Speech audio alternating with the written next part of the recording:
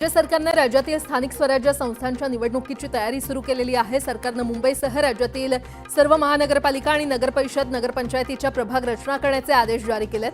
त्यानुसार मुंबईमध्ये महापालिका आयुक्त हे प्रभाग रचना करणार आहेत। मुंबईमध्ये 227 प्रभाग निश्चित करण्यात आले। पालिका निवडणुकीसाठी प्रभाग रचना तयार करण्याचा आदेश अखेर शासनाने जारी केलाय। महापालिकेसाठी 4 वॉर्डाचा मिळून एक प्रभाग तयार करण्यात यावा असे आदेश देण्यात आलेले आहेत। दरम्यान ही प्रक्रिया कधीपर्यंत पूर्ण करावी याचा उल्लेख केला नाहीये। प्रभाग रचना तयार करताना 2011 मधील जनगणना गृहीत धरावी की 2022 मध्ये वाढीव लोकसंख्या गृहीत धरून या आदेशाची अंमलबजावणी करावी याबाबत मनपा अधिकारी संभ्रमात आहेत।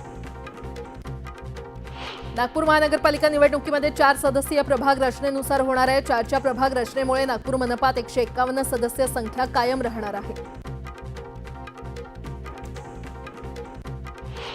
राज्यातील ड वर्गातील 19 महानगरपालिकांच्या प्रभाग रचनेचे आदेश नगरविकास विभागाने जाहीर केले आहेत। या आदेशानुसार आगामी महानगरपालिका निवडणुकीसाठी प्रत्येक प्रभागात 4 नगरसेवक असतील। शेतकऱ्यांना सरसकट कर्जमाफी देण्यात यावी तसंच दिव्यांगांना 6,000 रुपये मानधन देण्यात यावं या मागणीसाठी बच्चू कडू यांचं अन्नत्याग आंदोलन सुरू आहे। कडूंच्या आंदोलनाचा आज 4था दिवस आहे। प्रहार संघटनेचे अध्यक्ष बच्चू कडूंच्या अन्नत्याग आंदोलनाचा आज 4था दिवस आहे। दरम्यान बच्चू कडूंचं वजन 3 किलोनी घटलं असून त्यांची प्रकृती खालावलेली आहे। शेतकऱ्यांना सरसकट कर्जमाफी आणि दिव्यांगांना 6,000 रुपये मानधन यासह अन्य मागण्यांसाठी प्रहारचे नेते बच्चू कडू हे तुकडोजी महाराजांचे कर्मभूमी गुरुकुंज मोझरी इथे अन्नत्याग आंदोलन करतायत। या आंदोलनाला ओबीसी नेते लक्ष्मण हाके यांनी पाठिंबा दिलाय। लोकसभा निवडणुकीच्या तोंडावर तत्कालीन शिंदे सरकारने मराठा समाजाला दिलेल्या आरक्षणाविरोधात दाखल झालेल्या आणि रखडलेल्या याचिकांची या सुनावणीला आजपासून पुन्हा प्रारंभ होणार आहे। उच्च न्यायालयाचे न्यायमूर्ती रवींद्र घुगे, न्यायमूर्ती NJ जमादार आणि न्यायमूर्ती संदीप माने यांच्या नव्याने स्थापन करण्यात आलेल्या विशेष त्रिसदस्यीय पूर्णपीठ मराठा आरक्षणासंदर्भात युक्तिवाद ऐकून घेणार आहे। अनावश्यक गर्भाशय शस्त्रक्रिया रोखण्यासाठी गर्भलिंग चिकित्सा आणि निदान दक्षता समितीमार्फत नियंत्रण ठेवलं जाणार आहे। महिलांच्या अवैध आणि अनावश्यक गर्भाशय शस्त्रक्रिया करणाऱ्यांची गय केली जाणार नाही असा इशारा आरोग्यमंत्री प्रकाश आविटकर यांनी दिलाय। मनसेचे शहर प्रमुख राहुल कामत हे शिवसेना ठाकरे गटाच्या डोंबिवलीच्या शाखेत गेल्याचा व्हिडिओ व्हायरल झालाय। या व्हिडिओमुळे डोंबिवलीमध्ये पुन्हा मनसे आणि ठाकरे गट एकत्र येण्याच्या चर्चांना उधाण आलंय। शेतकऱ्यांच्या विविध प्रश्नांसाठी शिवसेनेच्या वतीने मराठवाड्यात तालुकानिहाय ट्रॅक्टर मोर्चे काढले जाणार आहेत आणि त्यानंतर 12 जूनला जिल्हानिहाय चक्काजाम करून महायुती सरकारला जाब विचारला जाणार आहे। एक मुख्यमंत्री आणि 2 उपमुख्यमंत्र्यांच्या या तिहेरी सरकारला क्या हुआ तेरा वादा असा जाब या आंदोलनाद्वारे विचारला जाणार आहे। सांगलीतील विट्याचे माजी नगराध्यक्ष वैभव पाटील यांनी राष्ट्रवादी शरद पवारांच्या पक्षाला रामराम ठोकत भाजपमध्ये प्रवेश केलाय। मंगळवारी भाजपमध्ये प्रवेश त्यांनी केला। मुंबईमध्ये झालेल्या कार्यक्रमात पक्षाचे कार्याध्यक्ष रवींद्र चव्हाण आणि जिल्ह्याचे पालकमंत्री चंद्रकांत पाटील यांनी त्यांचं भाजपमध्ये स्वागत केलं। मुंबईला पाणीपुरवठा करणाऱ्या धरणातील पाणीसाठा 10% आलाय। त्यामुळे राखीव पाणीसाठ्यातून मुंबईची तहान भागवण्याचा निर्णय महापालिकेने घेतलाय। यासाठी भातसा आणि अप्पर वैतरणातील राखीव पाणीसाठा वापरण्याची परवानगी राज्य सरकारने दिली आहे। चांदीच्या भावात 2,200 रुपयांची वाढ झाली आहे। चांदीला प्रति किलो 1,07,200 रुपयांचा दर मिळाला आहे आणि त्यामुळे चांदीच्या भावानं नवा उच्चांक गाठलाय। जून महिन्याअखेरीस विविध नोडमधील 22,000 घरं विक्रीसाठी उपलब्ध करण्याचा निर्णय सिडकोने घेतलाय। संचालक मंडळाच्या बैठकीत त्यावर शिक्कामोर्तब केला जाण्याची शक्यता आहे। विशेष म्हणजे गेल्या गृह योजनेतील शिल्लक राहिलेल्या 16,000 घरांचा सुद्धा यामध्ये समावेश केला जाणार आहे। लोकलच्या तिकिटातच एसी लोकलच्या प्रवासाची सुविधा देण्याचे प्रयत्न आम्ही करतोय असं मुख्यमंत्री फडणवीस यांनी सांगितलंय। मुंबईतील रेल्वे दुर्घटनेनंतर याबाबत रेल्वे मंत्री अश्विनी वैष्णव यांच्याशी चर्चा करण्यात आली आहे। महाराष्ट्रासह देशभरातील टोल टॅक्सवरील वसुलीचा आकडा वर्षाकाठी 500 ते 1000 कोटींनी वाढत चालला असल्याची माहिती प्राप्त झाली आहे। टोल वसुलीच्या बाबतीत उत्तर प्रदेश पहिल्या तर महाराष्ट्र 4थ्या स्थानी आहे।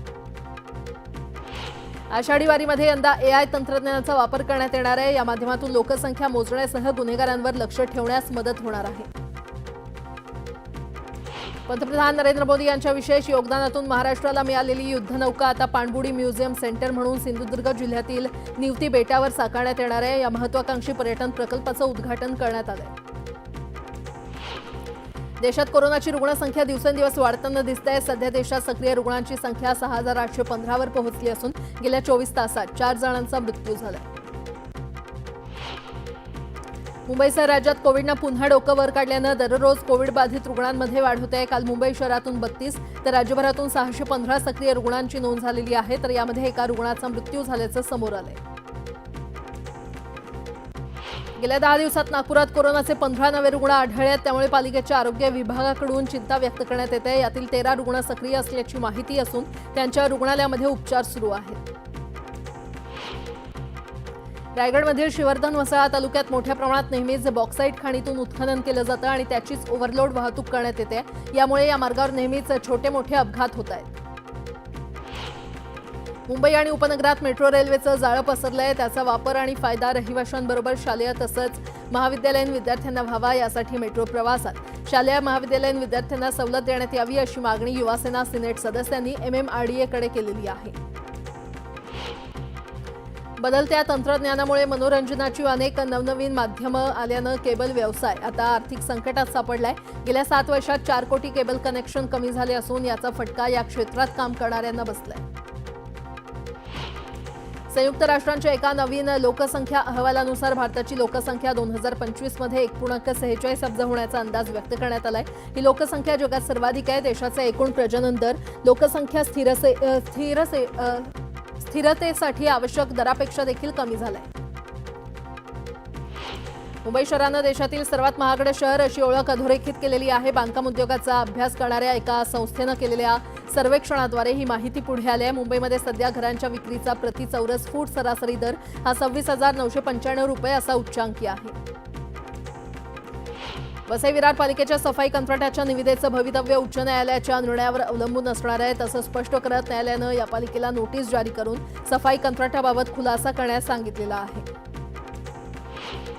मुंबई नागपूर समृद्धी महामार्गाचा शेवटचा टप्पा इगतपुरी ते आमणे असा सुरू करण्यात आलाय। उद्घाटन होऊन 5 दिवस होत नाही, तोच या 5 दिवसात 5 अपघात होऊन 5 जण जखमी झाले असून एकाचा मृत्यू झालाय। सिंधुदुर्ग जिल्ह्यातील वेंगुर्ले तालुक्यात असलेल्या निवतीचा निळाशार समुद्र नेहमीच पर्यटकांना खुणावत असतो। आता पर्यटकांच्या आनंदात आणखी भर पडणार आहे, कारण निवतीच्या समुद्राखाली देशातील पहिलाच आगळावेगळा जलपर्यटन प्रकल्प साकारण्यात येणार आहे। धारावी पुनर्विकास प्रकल्पात अपात्र ठरणाऱ्या कुटुंबांची रवानगी भाड्याच्या घरात करण्यासाठी राज्य सरकारनं धारावी पुनर्विकास प्राधिकरणाला विविध ठिकाणी 541.2 एकर जमीन भाडेपट्ट्यानं दिलेली आहे। या जमिनीचा प्राधिकरणासोबत लवकरच करार केला जाणार आहे आणि त्यासाठी 45 कोटींचा मुद्रांक शुल्क माफ केलं जाणार आहे।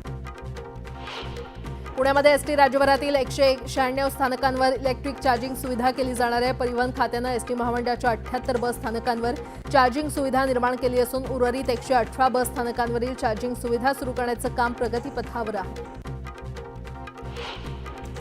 मुंबई मेट्रो 1 प्रायव्हेट लिमिटेडला ऑर्बिट्रेशन अवॉर्ड म्हणून 1,169 कोटी रुपये देण्याचे निर्देश उच्च न्यायालयानं MMRDAला दिलेत। ही रक्कम 15 जुलैपर्यंत न्यायालयाच्या रजिस्ट्रीकडे जमा करण्याचे निर्देश दिले असून कर्ज कमी करण्यासाठी ही रक्कम वापरली जाणार असल्याची माहिती MMOPLनं दिली आहे।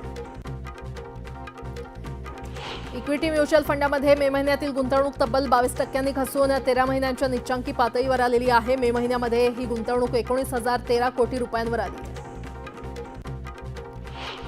वांद्रे पश्चिम इथल्या एका गृहनिर्माण संस्थेच्या व्यवस्थापन समितीला अपात्र ठरवण्याचा आणि संस्थेवर प्रशासकाची नियुक्ती करण्याचा सहकारी संस्थांच्या उपनिबंधकांचा निर्णय उच्च न्यायालयानं नुकताच रद्द केला। उपनिबंधकांची ही कृती बेकायदेशीर आणि सत्तेचा गैरवापर असल्याचे ताशेरे देखील न्यायालयानं ओढले। मुंबई उच्च न्यायालयाच्या कामकाजाचं लवकरच थेट प्रक्षेपण होणार आहे। उच्च न्यायालयाचे मुख्य न्यायमूर्ती आलोक आराधे यांनी त्याबाबतचे संकेत दिले। घनकचरा व्यवस्थापन विभागातील कामगारांच्या गैरहजेरीला आता चाप लावण्यासाठी मुंबई महानगरपालिका प्रशासनानं कठोर पाऊल उचललेलं आहे। 45 दिवसांपेक्षा जास्त काळ एखादा कर्मचारी गैरहजर असल्यास त्याच्यावर कठोर कारवाई करावी असे निर्देश अतिरिक्त महानगरपालिका आयुक्तांनी दिले। शाळेच्या पहिल्याच दिवशी विद्यार्थ्यांच्या स्वागतासाठी काही शाळांमध्ये राज्यपाल तर काही ठिकाणी मंत्री आणि आमदार खासदार उपस्थित राहण्याची शक्यता आहे। महाराष्ट्र शासनाच्या निर्णयानुसार प्रत्येक उच्च अधिकारी मंत्री आणि लोकप्रतिनिधी यांनी 100 शाळांना भेटी देऊन शाळांची पाहणी करावी असं म्हटलंय। 11वी ऑनलाईन प्रवेश प्रक्रियेची अंतिम सर्वसाधारण गुणवत्ता यादी आज जाहीर होणार आहे। मात्र दुसरीकडे विद्यार्थ्यांच्या तक्रारीचा ओघ सुरूच आहे। 7 ते 9 जून दरम्यान मुंबईतील 381 विद्यार्थ्यांनी हरकती नोंदवल्या। इयत्ता पहिलीला यावर्षीपासून नवीन अभ्यासक्रम लागू होत आहे आणि त्या दृष्टीनं पहिलीच्या शिक्षकांचं 3 दिवसांचं प्रशिक्षण हे 12 ते 15 जून या कालावधीमध्ये राज्य शैक्षणिक संशोधन प्रशिक्षण परिषदेच्या मुंबईतील प्रादेशिक विद्या प्राधिकरणानं आयोजित केलंय। त्यात 1800 पेक्षा अधिक शिक्षक प्रशिक्षण घेणार आहेत। राज्यातील शासकीय फिजिओथेरपी आणि ऑक्युपेशनल थेरपी या पदवी पदव्युत्तर पदवी अभ्यासक्रमाच्या विद्यार्थ्यांच्या विद्यावेतनात वाढ करण्यात आली आहे। बीएससी नर्सिंग अभ्यासक्रमाच्या विद्यार्थ्यांना विद्यावेतन सुरू करण्याचा निर्णय मंत्रिमंडळ बैठकीत घेण्यात आला आहे। तंत्रशिक्षण संचालनालयानं पॉलिटेक्निक अभ्यासक्रमाच्या ऑनलाईन नोंदणी प्रक्रियेला सुरुवात केली असून नोंदणी प्रक्रियेला विद्यार्थ्यांकडून चांगला प्रतिसाद मिळतोय। आतापर्यंत राज्यभरातील 96,300 विद्यार्थ्यांनी नोंदणी केली असून लवकरच 1 लाख नोंदणीचा टप्पा ओलांडण्यात येणार असल्याचं तंत्रशिक्षण संचालनालयाकडून सांगण्यात आलंय।